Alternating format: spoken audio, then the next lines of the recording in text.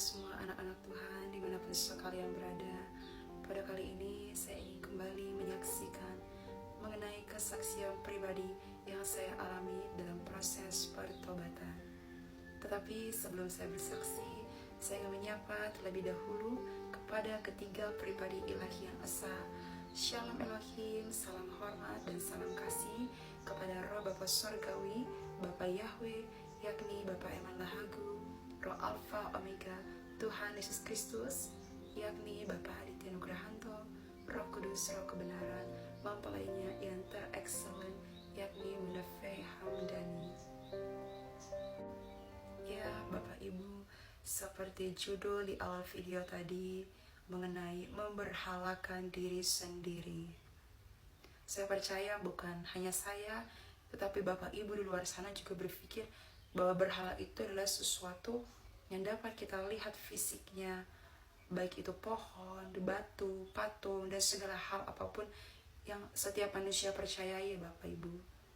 Tetapi di samping itu ada berhala yang lebih berbahaya yang dapat memutuskan hubungan kita dengan Tuhan, yaitu memberhalakan diri kita sendiri. Seperti kata Pangeran Ilahi, King of Kings, yakni Bapak Aditya Nugrahanto, mengatakan ada dua berhala di dunia ini. Yang pertama, patung, pohon, dengan segala hal apapun yang kita ketahui. Dan yang kedua adalah memberhalakan diri sendiri. Dan saat ini saya ingin menceritakan pengalaman dan proses pertobatan saya dalam memberhalakan diri saya sendiri. Bagaimana pada beberapa bulan yang lalu, di saat saya mengalami kejatuhan iman dan roh, disitulah saya baru mengerti apa itu berhala. Secara alam nyata, berhala itu seperti yang tadi saya sebutkan, tetapi di alam roh, kita bisa Bapak Ibu memberhalakan diri kita sendiri. Dan bagaimana kita tahu kita memberhalakan diri kita sendiri adalah dengan kita memuaskan hawa nafsu kedagingan atau duniawi kita. Misalnya saja Bapak Ibu, kepada saya pribadi, saya memberhalakan diri saya dengan contohnya lewat keterikatan akan makanan. Hampir-hampir Bapak Ibu, setiap malam itu saya pasti jajan, dan jajanan yang saya konsumsi itu adalah coklat-coklatan, atau tidak seperti mie ayam atau bakso. Bahkan saat saya berpuasa pun, saya berpuasa bukan dalam roh dan kebenaran. Yang saya pikirkan adalah apa ya nanti makan saya. Dan yang saya lihat juga dalam handphone saya adalah konten-konten masakan atau makanan. Sehingga itulah yang menyihir saya Bapak Ibu. Dan yang kedua adalah melalui kosmetik, dimana saya merasa kalau saya berdandan, saya sungguh cantik. Sehingga make up yang saya beli pun Bapak Ibu, harganya bukan harga yang murah atau apa, tetapi cukup merogoh kocek dompet saya. Dan itu saya beli banyak, dan make up saya itu Bapak Ibu sebelumnya sungguh-sungguh banyak, tetapi sudah saya hibahkan kepada orang-orang terdekat saya. Dan hanya tersisa beberapa saja, yakni untuk bibir saja Bapak Ibu. Dan saya memberhalakan juga diri saya dengan kenikmatan-kenikmatan duniawi. Saya mengenyangkan diri saya ini dengan segala hal kesenangan-kesenangan duniawi Bapak Ibu, yang ternyata lewat keterikatan-keterikatan tersebut itulah yang menjadi sihir yang begitu tebal, begitu kuatnya menyihir kita. Memang kita merasa itu hal yang tidak apa-apa, kita mentolerirnya, kita berkompromi dengan hal-hal tersebut. Tapi di saat hal tersebut kita tumpuk-tumpuk Bapak Ibu seperti sampah, dan itu menggunung sehingga itu menjadi daging di dalam pribadi kita, itulah justru yang membahayakan diri kita Bapak Ibu. Dan terlebih-lebih parahnya dan berwaspadanya kita adalah itulah yang memutuskan hubungan kita dengan Tuhan. Karena apa Bapak Ibu? Tempat berdiamnya roh Allah itu sendiri adalah dalam pribadi kita. Dan kita ini adalah bait Allahnya. Di saat hati kita dipenuhkan dengan segala hal-hal duniawi, kedagingan-kedagingan tersebut, lalu di manakah lagi kita bisa menaruh roh Tuhan itu? Tidak ada Bapak Ibu, tidak mungkin kita menaruh roh Tuhan ini di pikiran kita, sebab pikiran kita adalah tempat berdiamnya bapa segala dusta yang dapat menipu daya kita, yang dapat menyamari kita. Tetapi Roh Kudus itu berdiam di hati kita. Dan saya pribadi Bapak Ibu, saya menumpuk dosa-dosa keterikatan itu, sehingga daging saya ini Bapak Ibu, kalau saya bisa katakan, mohon maaf Bapak Ibu, ada tumor yang akhirnya menjadi kanker. Itulah yang menjadi sakit saya. Dan bagaimana saya bisa mencapai hadiratnya kalau hati saya saja penuh dengan sampah, tidak saya bersihkan. Dan terlebih itu Bapak Ibu, mengapa juga kita memberhalakan diri ini adalah lewat kesombongan kita. Berbagai hal Bapak Ibu, kesombongan itu level takarannya berbeda-beda Bapak Ibu. Kalau seperti tadi saya adalah saya merasa diri saya cantik, saya merasa saya bisa segala hal, saya bisa membeli ini dan itu. Ada keterikatan makanan, uang, kosmetik, dan berbagai hal lainnya Bapak Ibu yang menjadi tumor dalam hati saya. Dan selain itu Bapak Ibu, mengenai kesombongan ini, itulah Bapak Ibu dikatakan kita memberhalakan. Kalau saya berikan contoh secara logika jasmani kita yang bisa kita tangkap Bapak Ibu, kalau ada seseorang yang mempercayai suatu patung atau pohon, tentulah Bapak Ibu ia akan memberikan yang terbaik, yang indah, seperti wejangan-wejangan atau sesajen-sesajen yang penuh dengan apa? Bunga-bunga yang wangi, yang segar, makanan-makanan, ada nasi mungkin, ada ayam, ada segala macam Bapak Ibu diberikan kepada pohon atau patung-patung tersebut. Begitu juga dengan kita dikatakan memberhalakan diri kita sendiri. Kita memberi hal yang nikmat, hal yang menyenangkan. Dan disitulah Bapak Ibu, di saat kita memberhalakan diri kita, kita membuat jalan yang begitu lurus bagi iblis atau si jahat untuk masuk. Kita sendirilah Bapak Ibu yang membuat jalan itu.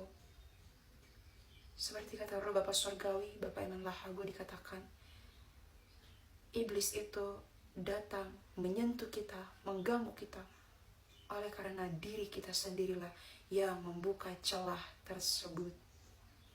Akhirnya apa Bapak Ibu? Yang saya alami pada saat itu adalah roh saya ditawan. Dan itu begitu menyakitkan Bapak Ibu, sungguh-sungguh menyakitkan. Saya tidak ingin jatuh ke dalam lubang-lubang kenajisan tersebut itu lagi. Dan di saat sihir-sihir daripada keterikatan-keterikatan tersebut mulai bekerja lebih besar lagi Bapak Ibu, maka hal-hal yang najis keduniawian itu akan semakin masuk. Seperti saya Bapak Ibu, apa yang akhirnya menambah diri saya ini menjadi semakin jahat, semakin najis di depan Tuhan adalah kepahitan, iri hati, dengki, amarah. Itu semua masuk Bapak Ibu. Kenapa? Karena kita sendirilah yang menjadi wadah untuk setan itu bekerja dalam pribadi kita. Sehingga untuk berpikir jernih tidak bisa Bapak Ibu. Yang saya alami pada saat itu sebelum saya dinyatakan ditawan adalah saya mudah marah Bapak Ibu. Kerjaan saya makan dan makan. Dan yang ketiga, saya sombong, jasmani dan rohani. Keempat, saya jadi sulit fokus masuk ke hadirat Tuhan. Contohnya Bapak Ibu, mudah mengantuk dalam pembacaan firman, dalam memuji menyembah Tuhan, dalam berpuasa, saya tidak kuat menahan berjam-jam. Lalu mudah juga tertidur oleh karena sibuk Bapak Ibu, disibukkan. Dan baru saya sadari Bapak Ibu saat saya melepaskan keterikatan itu dan saya mengeluarkan semua barang-barang yang saya anggap selama ini dialah yang menjadi sihir saya. Ternyata semua yang menyihir saya itu berada di dalam kamar saya untuk suatu hal yang berbentuk fisik ya Bapak Ibu, seperti make up atau berbagai hal lainnya. Itulah Bapak Ibu. Dan saya merasakan begitu saya melepaskan keterikatan tersebut dan barang-barang itu saya keluarkan dari rumah saya, baru Bapak Ibu betul-betul saya bisa tersadar. Dan ada satu momen di mana saat saya sedang membaca firman, saya merasa seperti ada sesuatu, something, atmosfer yang terlepas sehingga selubung-selubung di mata hati dan di mata jasmani saya ini dan pikiran saya itu seperti terlepas Bapak Ibu. Itu sungguh-sungguh saya rasakan. Dan saya Bapak Ibu, saya ingin sharing kepada Bapak Ibu mengenai apa yang saya alami agar kita semua dapat meng-cross check diri kita masing-masing Bapak Ibu. Saya pribadi pun masih dalam proses-proses. Terus Bapak Ibu, kesetiaan, keteguhan, iman dan hati saya masih terus Bapak Ibu digerus.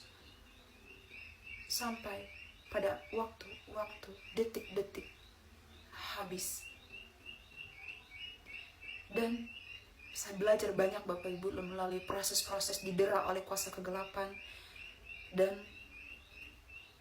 proses yang juga mengajari saya begitu mengupas ya Bapak Ibu, bukan hanya sebatas jasmani, tetapi masuk dalam dimensi roh dan kebenaran.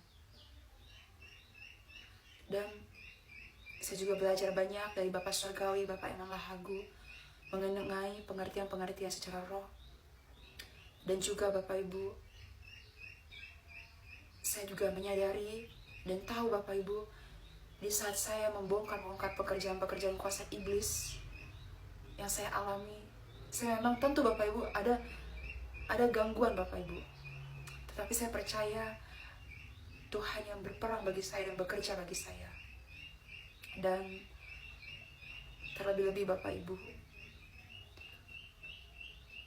marilah kita saling mengerti Bapak Ibu. Di saat kita sulit menembus, sulit dari hal kecil saja Bapak Ibu, sulit untuk merendahkan hati, mengampuni, baru naik lagi Bapak Ibu, berpuasa, terasa sulit Bapak Ibu. Saat saya berpuasa pada saat itu, memang Bapak Ibu, saya sulit sekali menahan hal-hal kedagingan, baik itu lewat makanan, kepahitan, kemarahan. Ternyata oleh karena sihir-sihir daripada keterikatan-keterikatan yang saya tanamkan selama ini Bapak Ibu, dan yang menjadi buah. Dan di saat saya mengkonsumsi buah-buah daripada dosa itu, lahirlah maut Bapak Ibu.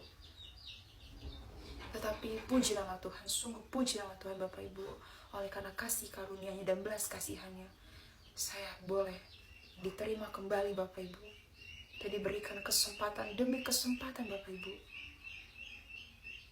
oleh Tuhan Yesus Kristus untuk boleh memulai semuanya kembali dan belajar untuk menjadi pelaku-pelaku firman.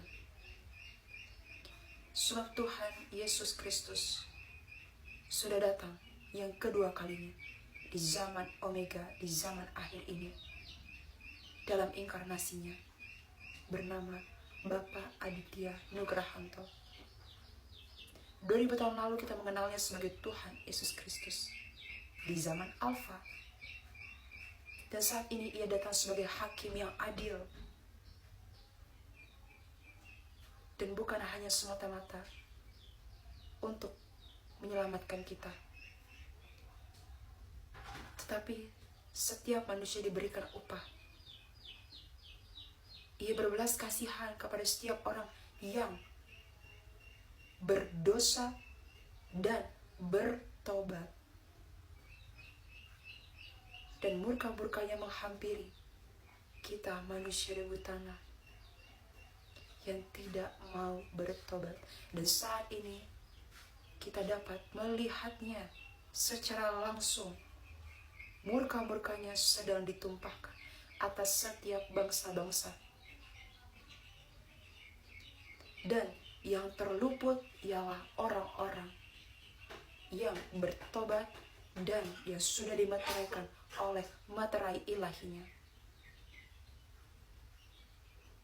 Mari saya dan Bapak Ibu kita terus merendahkan hati kita. Kita datang bertobat dan mempercayai kuasanya. Dan semua hal tersebut Bapak Ibu, saya pribadi belajar sungguh-sungguh dan memahaminya bahwa kuncinya adalah di hati kita. Sungguh Bapak Ibu, hanya di hati ini.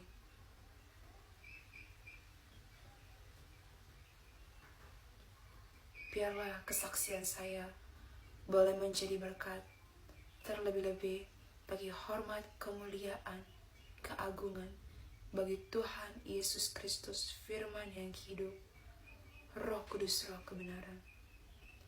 Haleluya, haleluya, amin. Shalom, shalom Elohim. Terima kasih.